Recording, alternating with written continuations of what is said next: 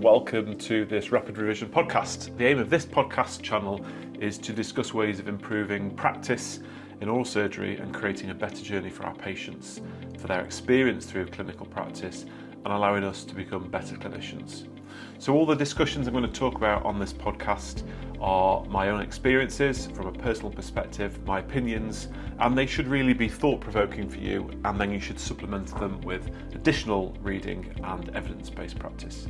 So let's get started in this podcast, and I'm going to focus on warnings to discuss with patients prior to exodontia. So this is a rapid revision for those thinking about this kind of thing.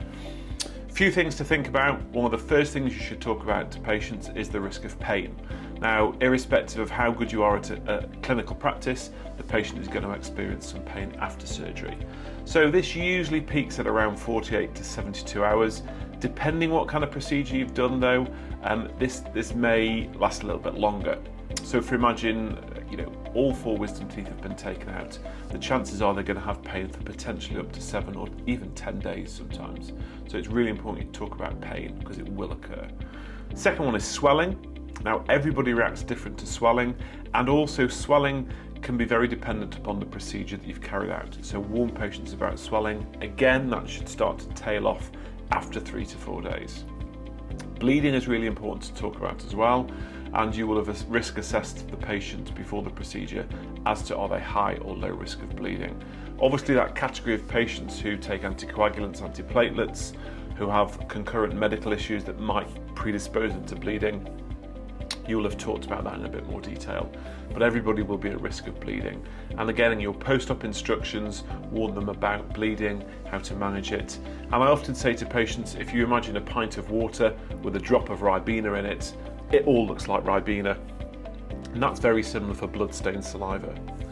Bruising again can occur, and patients, particularly in elderly patients, they're more likely to have more bruising. And sometimes that bruising can spread, submandibular, sometimes into the chest. So that can look quite spectacular, and just warn patients about that. Infection. There's a cohort of patients who will be more at risk of infection than others, and again in your pre-op assessment you should be able to identify those. Also, patients who are smokers, who have perhaps medical conditions that are not well controlled like diabetes, they may be more at risk of infection or immunosuppression. Dry socket or alveolar osteitis. So remember, those patients in that risk group are smokers, females taking the oral contraceptive pill. Quite often if they've had a dry socket before, they may well be at risk of a second dry socket. And if they've got poor oral hygiene or a complex extraction, sometimes that predisposes them to dry socket.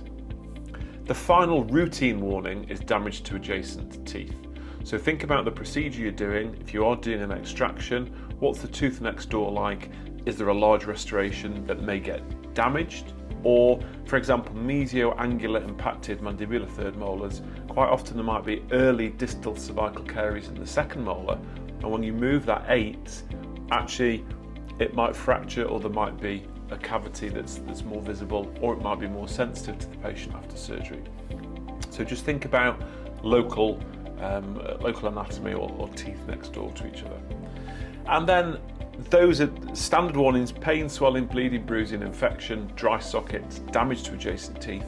In addition to those, talk about anything specific to that patient, either medically or surgically. So we should all be aware of mandibular third molars, inferior alveolar nerve, lingual nerve, chordae tympani, maxillary third molars, sometimes first and second molars, sometimes even premolars, the maxillary sinus.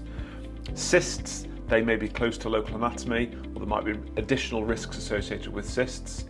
The patient's medical history, so biologics, bisphosphonates, all those other things that might predispose them to additional complications. So, standard warnings, don't forget those, and then your additional warnings to the patient as well. Thanks for listening. Don't forget to sign up for more podcasts.